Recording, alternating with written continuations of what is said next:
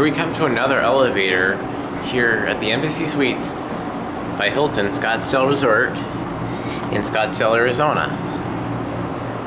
This elevator here, this is the third broken one I've seen today.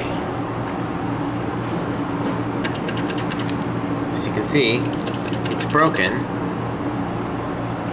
Also with a sticker, and it's out of service. I mean, is where it's parked down. It's parked here between. It's parked here between 2 and 3. Yep, this one's broken. You can see the lights in there. You can see a little bit in there. I believe this has air conditioning, because it does get hot here in the summer here in Phoenix. You can see a little bit inside the elevator.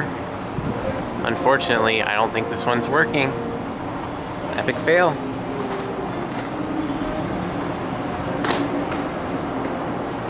This one's definitely not working. It's stuck between the two floors. Anyways, that's it.